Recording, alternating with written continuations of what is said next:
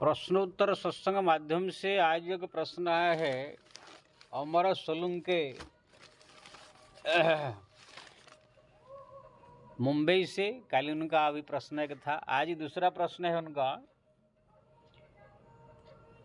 कि जितने भी भगवान के भक्त हुए हैं क्या सब लोग शाकाहारी ही थे, प्याज लहसुन सब छोड़ दिया था? क्या प्याज लहसुन छोड़ देने से या शाकाहारी हो जाने से भगवान प्राप्त हो जाते हैं? अगर कोई शाकाहारी नहीं है, भगवान के प्रति प्रेम है, भक्ति है, क्या भगवान उसको प्राप्त नहीं होंगे? ये शास्त्र प्रमाण और भक्तों के चरित्र का प्रमाण देके समझाइए, उन्होंने कहा है। देखो जी, पहले मैं कितने वीडियो में बोल चुका हूं, राम ही केवल प्रेम प्यारा, जान लेहु सो जान निहारा। भगवान ये है केवल अंतर की जो श्रद्धा प्रेम भाव उसी से रिझ करके वो प्राप्त होते हैं, दर्शन देते हैं। जहां तक भगवान की प्राप्ति की बात है, दर्शन की बात है, बाकी मरने के बाद जो गति मुक्ति पाने वाला आदमी वो तो कैसे भी हो, भगवान का नाम अगर थोड़ा मोड़ा जप रहा है तो करोड़ों पाप को राम नाम नष्ट कर देता है, समस्त पाप को नष्ट करके वो भगवत धाम पहुंच जाएगा। भागवत में हजारों जगह लिखा हुआ है, स्तेनम सुरापमित्र धुक ब्रह्मा गुरुतल्पक स्त्रीराज पितृग हंता जे च पातकिन परे। स्त्री हत्या, गोहत्या, ब्रह्म हत्या, पितृमातृ की हत्या, राज हत्या, गुरु पत्नी के साथ सेक्स, ये जितने भी पाप करने वाले भी अगर हरिनाम जप करते हैं तो उनका समस्त पाप नष्ट हो जाता है और संसार से उद्धार हो जाता है। मैं कितने बार ये सब बोल चुका हूँ। अजामिल जैसे उदाहरण है, जयंती बेश्या जैसे उदाहरण है, कलियुग में हमारा भक्त पदरेणु बलराम दास आदि आदि, बिल्वमंगल आदि आदि, चिंतामणि वैश्य आदि आदि, क्या कितने दृष्टांत है दिया मैंने। तो अगर मरने के बाद भगवत प्राप्ति कोई करना चाहता है तो अगर प्रतिदिन आधा घंटा घंटे भी भगवान का नाम जप करता है, ऐसे तो कम समय भी करे तो ये मुक्ति है, नाम की इतनी बड़ी महिमा है। लेकिन समय अगर 1 घंटा मैं बोलता हूँ कोई करे तो कैसे भी पापी हो तपी हो भगवत धाम वो पहुँच जाएगा। आइए घोर कलियुग में तो भागवत में रामायण में हर एक जगह में लिखा है कि ये जो है पाप का युग है कलियुग। कली दोष रिधे राजन अस्ति एक महान गुण, संकीर्तनाय कृष्णस्य मुक्त संग परम व्रजित। द्वादश स्कंद भागवत में जब परिचित ने पूछा कि महाराज कलियुग का लोग कैसे होंगे, तो वहां पर सुखदेव जी वर्णन किया, कलियुग आएगा, लोग को भाई बहन में सेक्स होगा, बाप बेटी में सेक्स करेंगे, एक एक जो है कौड़ी के लिए लोग एक दूसरे को हत्या कर देंगे, लोभी हो जाएंगे, लालची हो जाएंगे, झूठ छल कपट और पाप से भरे रहेंगे, अभक्ष्य भक्षण सब करेंगे, ये सब पाप में लिप्त रहेंगे। तो परिस्थिति ने पूछा तो फिर यही से पाप में लिप्त रहने वाले लोग का मुक्ति कैसे होगा? तब सुखदेव जी ने श्लोक कहा, कली दोष निधे राजन अस्ति एक महान गुण, संकीर्तनाय कृष्णस्य मुक्त संगम परम व्रजित। ये द्वादश स्कंद का ये है श्लोक है। जब परीक्षित जी ने पूछा कि महाराज सब अभक्ष्य भक्षण करेंगे, पराई स्त्री से संबंध रखेंगे, बेटी के साथ संबंध करेंगे, बहन के साथ संबंध करेंगे, झूठ बोलेंगे, छल करेंगे, कपट करेंगे, ये घोर कलियुग में प्राय A to Z जब इंसान ऐसे हो जाएगा तो फिर ये लोगों का मुक्ति कैसे होगा? ध्यान से सुनिए। ऐसे पापी आदमी जो अभक्ष्य भक्षण करता है, चोरी करता है, डाका डालता है, झूठ बोलता है, छल करता है, कपट करता है, पराई स्त्री से संबंध रखता है, शराब पीता, कुछ भी करता है, ऐसे व्यक्ति का मुक्ति गति कैसे होगा? तब सुखदेव जी ने जो है एक श्लोक कहा, इसी श्लोक को बढ़िया से ध्यान से जो रखिए। आज तुलसीदास जी महाराज ने भी रामायण में इसका ट्रांसलेट किया है। तब सुखदेव जी कह रहे हैं, हे राजन, ये कलियुग में चाहे कैसे भी पापी हो, चाहे चोरी करता हो, शराब पीता हो, डाका डालता हो, मच्छी खाता हो, मटन खाता हो, पराई स्त्री से संबंध रखता हो, झूठ बोलता हो, छल कपट, सब कैसे भी अगर जीव है, अगर हरिनाम की संकीर्तन वो करता है, हरिनाम का जप करता है, तो संसार से वो मुक्त हो जाता है। श्लोक सुनिए। कली दोष निधे राजन, हे राजन, सुखदेव जी कह रहे हैं, ये संसार में जो कलियुग है ये एकदम दोषों का भंडार है, यानी समुद्र है। समुद्र जैसे पानी कितना भरा है, ऐसे ही पापों से ये भरा हुआ युग है। लेकिन इस घोर पाप युग में सब पापी लोग में उद्धार के लिए एक अच्छा चीज है। अस्ति एक महान गुण, इस कलयुग में एक अच्छा गुण है। कलयुग में एक चीज है, क्या? संकीर्तनाय कृष्णस्य मुक्त संगम परम ब्रजित। भगवान कृष्ण की, यानी राम की, कृष्ण की, नारायण की, जो भी कहो, उनका नाम का संकीर्तन, उनका नाम का जप अगर कोई करे तो मुक्त संगम परम ब्रजित, ये संसार से उद्धार होकर के मेरे धामों चला जाएगा। स्पष्ट रूप में जो है सुखदेव जी कह रहे हैं। आप भगवान तो हजार जगह बोले हैं, हत्पाप ईमान लोकान, ये समस्त लोक को जो है नष्ट करने वाला व्यक्ति भी अगर मेरे शरण में आकर मेरा भक्ति करता है तो भी उसको मैं मुक्त कर देता हूँ। अपि चेत सुदुराचारो भजते मानन्य भा, कोई दुराचारी आदमी भी अगर मेरा भक्ति कर रहा है तो भी उसको मैं जो है मुक्ति प्रदान करता हूँ। यानी कि तुलसीदास जी ने इसको लिखा, कोटि विप्रबध लाग ही जाऊ, आए शरण तजहि नहीं ताहू। करोड़ों ब्राह्मणों को हत्या करके भी कोई अगर मेरी भक्ति करता है तो भी उसको मैं उद्धार कर देता हूँ। तो इसी प्रकार जो है भगवान ने जो है कहा, और सुखदेव जी कह रहे हैं कि राजन, केवल हरिनाम संकीर्तन अगर कोई व्यक्ति करता है तो ये संसार से बड़ा सा पापी उद्धार हो जाएगा। क्या खाता है, क्या पीता है, क्या पाप ताप करता है, उसका गिनने की जरूरत नहीं। तो इसी घोर कलयुग में हम सब आप लोग इस समय है, कोई एक से एक आदमी भी अभी, आगे तो घर जो घोर युग आने वाला है, अभी इसी समय भी कोई एक आदमी आपको मिलेगा नहीं जो कोई पाप नहीं करता हो, चाहे साधु हो, चाहे संत हो, चाहे महामंडलेश्वर हो, कोई भी हो। क्योंकि ना पाप का मतलब नहीं कि खाली मच्छी खा देना, मटन खा लेना, शाकाहारी हो नहीं रहना, यही का पाप नहीं है। जब आप भागवत में, पंचम स्कंद में, मार्कंडेय पुराण में और गरुड़ पुराण पढ़ेंगे तो हजारों पापों का वर्णन है। मत्था की जू मारना भी पाप है, खटमल मारना भी पाप है, चिट्टी मारना भी पाप है, मच्छर मारना भी पाप है, सो लिखा हुआ है। आप पढ़िए पंचम स्कंद का भागवत।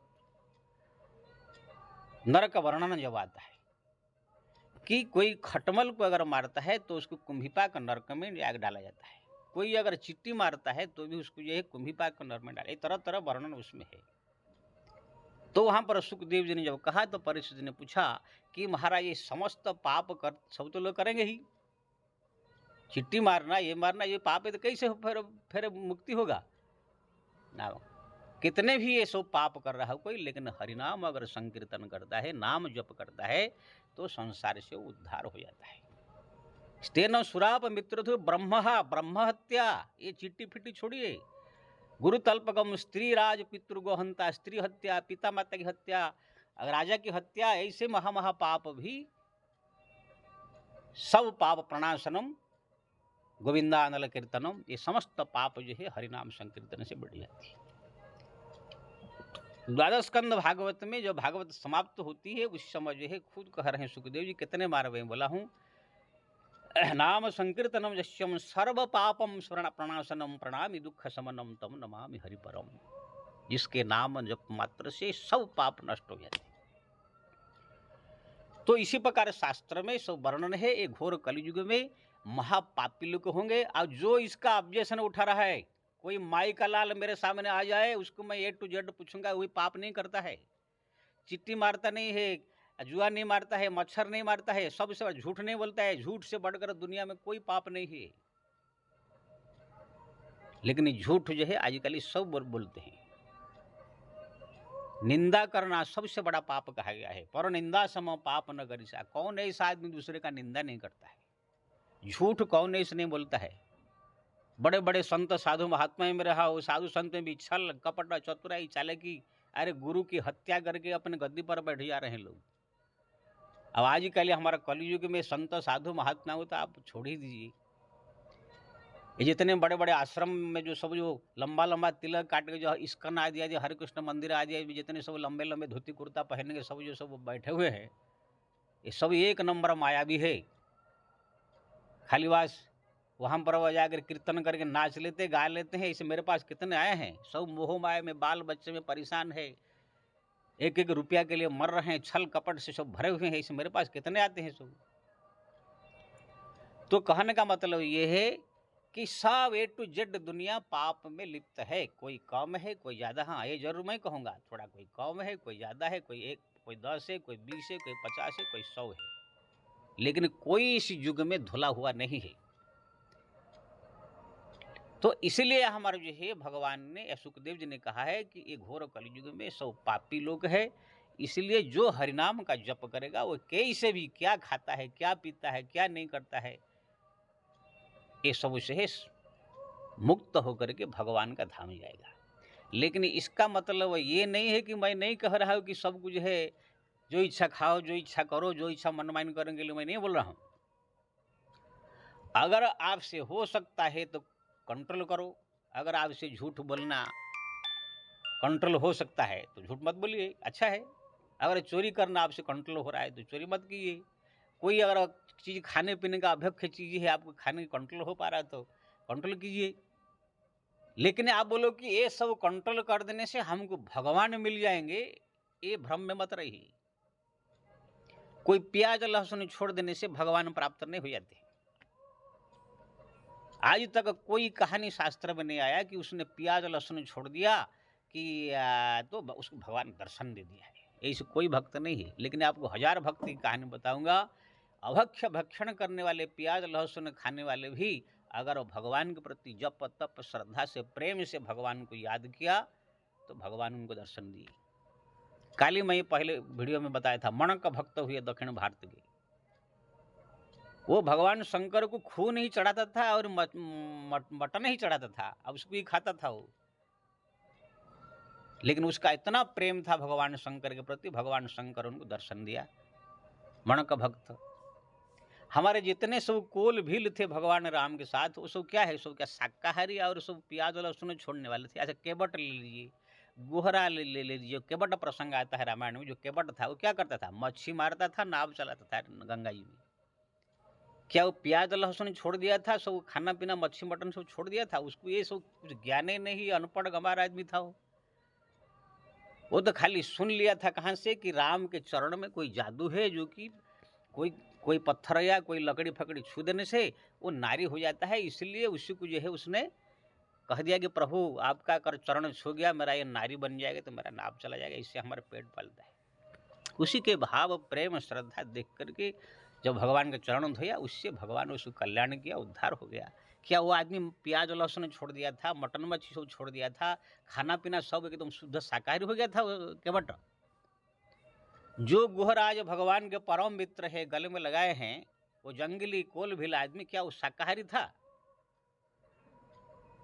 वो लोग को ये पता ही नहीं है कि कौन शाकाहारी क्या होता है, वो ये होता है। वो तो खाली भगवान के प्रति अंदर से प्रेम था।